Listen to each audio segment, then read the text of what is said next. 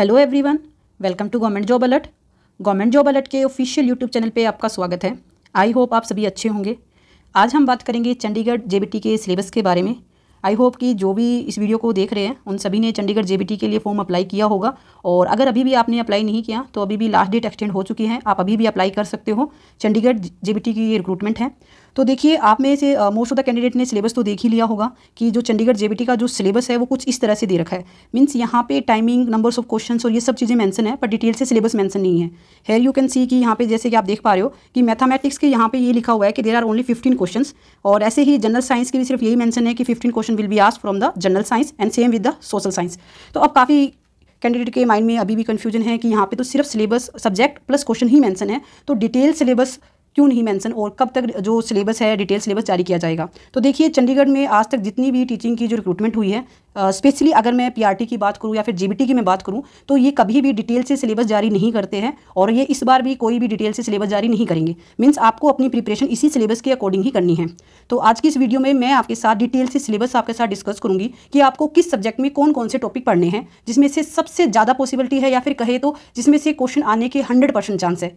तो जो भी न्यू व्यूअर्स है उनके साथ मैं अपने बारे में कुछ इन्फॉर्मेशन शेयर कर देती हूँ। My self Priyanka Jakhar and currently I am living at Chandigarh. और जो एसएससी जो चंडीगढ़ का एग्ज़ाम हुआ था, मैं अपीयर हुई थी और मेरा सिलेक्शन भी हुआ, पर मैंने ज्वाइन नहीं किया because I am already working in a government sector, और एसएससी एक कॉन्ट्रेक्चुअल बेस्ड जॉब थी, तो मैंने ज्वाइन नहीं किया।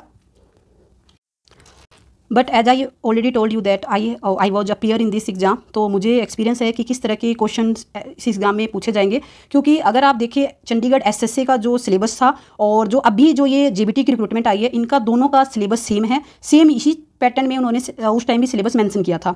तो मैं आज आपके साथ अपना जो एक्सपीरियंस रहा है एग्जाम क्लियर करने का, और किस तरह से मैंने किन टॉपिक को मैंने स्टडी किया जिसके बेस पे मैंने ये एग्जाम क्लियर किया, वो आप सब आपके साथ शेयर करूंगी। बेसिकली मैं आपको हर एक सब्जेक्ट में डिटेल से टॉपिक बताऊंगी कि आपको कौन से टॉपिक पढ़ने हैं।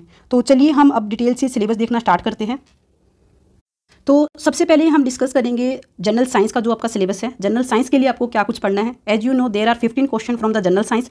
तो मैंने जो ये सिलेबस है बेसिकली 3 पार्ट्स में डिवाइड कर रखा है, क्योंकि आप सभी को पता है कि जो साइंस है that is divided in 3 parts, physics, chemistry and biology. अगर आप कोई भी इस तरह से बुक उठा के पढ़ना स्टार्ट करोगे तो बहुत वाइड सिलेबस हो जाएगा इसका, और आपके पास इतना टाइम नहीं है अभी प्रिपरेशन के लिए। बिकॉज अगर सितंबर में आपको जैसे पता है कि लास्ट डेट है फॉर्म फिल करने की, तो आप मान के चलिएगा कि नवंबर में आपका एग्जाम कंडक्ट हो जाएगा। Means you just have 2 months for the preparation. तो 2 मंथ्स में आपको बिल्कुल स्मार्ट स्टडी करनी है। आपको जो भी टॉपिक मैं इस वीडियो में डिस्कस करूँगी, ये टॉपिक आपको पढ़ के जाने हैं, और आपको ज़्यादातर देखना टॉपिक इन्हीं में से आपको क्वेश्चन देखने को मिलेंगे। तो सबसे पहले हम बात करते हैं केमिस्ट्री की। देखिए, केमिस्ट्री में अगर हम देखें तो आपको ये टॉपिक पढ़ने हैं। सबसे पहले एटम्स एंड मॉलिक्यूल्स की बात करें तो आपको देखिए इसमें ना काफ़ी अच्छे से पता होना चाहिए कि किसमें कितने एटम्स होते हैं, कितने मॉलिक्यूल्स होते हैं, इनकी डेफिनेशंस क्या होती है, इसमें जो डिफरेंट टाइप्स की जो प्रिंसिपल्स दिए हैं, थ्योरीज दी हुई है, आपको वो पता होनी चाहिए। पर इसमें आपको ज़्यादा डिटेल से नहीं जाना है, ये काफ़ी वाइड टॉपिक है, आप कोई भी बेसिक बुक से टॉपिक कवर कर सकते हो। इसके बाद है मेटल्स एंड नॉन मेटल्स। देखिए, इसमें से जो क्वेश्चन पुट किए जाएंगे, इसमें से आपको कोई भी एलिमेंट दे दिया जाएगा और आपसे पूछा जाएगा कि मेटल है या नॉन मेटल है, और इसके जो फॉर्मूलाज आपसे वो पूछे जाएंगे। तो आपको इसके बारे में बेसिक सी नॉलेज होनी चाहिए कि अगर एसिड को हम मेटल के साथ रिएक्ट करवाते तो क्या बनेगा। इस तरह के टॉपिक आपसे क्वेश्चन पूछे जाएंगे। नेक्स्ट है एसिड, बेस एंड साल्ट। देखिए, ये जो टॉपिक है ना, ये काफ़ी इंपॉर्टेंट है और काफ़ी क्वेश्चंस आपको इसमें से देखने को मिलेंगे। आपसे एसिड बेस, देखो सबसे जो कॉमन क्वेश्चन है वो तो लिटमस पेपर का ही आता है कि कौन से में रेड हो जाता है, किस में ब्लू हो जाएगा। इस तरह के कुछ नेचुरल इंडिकेटर्स है, काफ़ी एलिमेंट्स ऐसे हैं जिनका पीएच स्केल आपसे पूछा जाएगा, तो आप वो टॉपिक जरूर पढ़ के जाइएगा।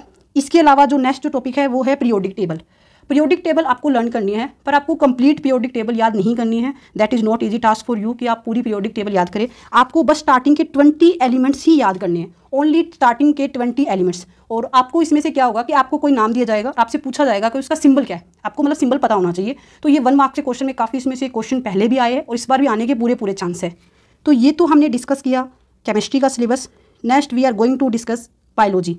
देखिए, बायोलॉजी भी काफ़ी टफ टॉपिक है, क्योंकि काफ़ी कैंडिडेट ने ये बस ऐसे तैसे बस पास की होती है, तो काफ़ी कैंडिडेट को इसमें दिक्कत रहती है, क्योंकि फिजिक्स और केमिस्ट्री तो फिर भी याद करनी ईजी होती है, इसमें काफ़ी हार्ड नेम होते हैं, तो कैलकुलेट उसको याद करना काफ़ी डिफिकल्ट होता है।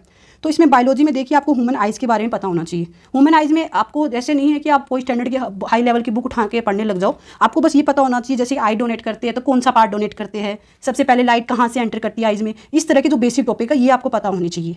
इसके अलावा न्यूट्रिएंट्स की अगर हम बात करें तो आपको पता होना चाहिए कि कार्बोहाइड्रेट किस में है, प्रोटीन्स कहाँ मिलते हैं, आपको विटामिन्स के जो साइंटिफिक नेम है आपको वो पता होने चाहिए। आगे है सर्कुलेटरी सिस्टम। देखिए सर्कुलेटरी सिस्टम काफ़ी कैंडिडेट को शायद ना पता हो। सर्कुलेटरी सिस्टम का सिंपल सा मीनिंग है, जो आप हार्ट वाला डायग्राम आपने कभी किया होगा 9th-10th में, आपको उसके बारे में पूरा कंप्लीट आइडिया होना चाहिए। मीन्स कि किस तरह से आर्टरीज और वेन्स काम करती है हमारी बॉडी में और किस तरह से जो ब्लड सर्कुलेशन चलता है हमारी बॉडी में, आपको वो पता होना चाहिए। नेक्स्ट है नर्वस सिस्टम।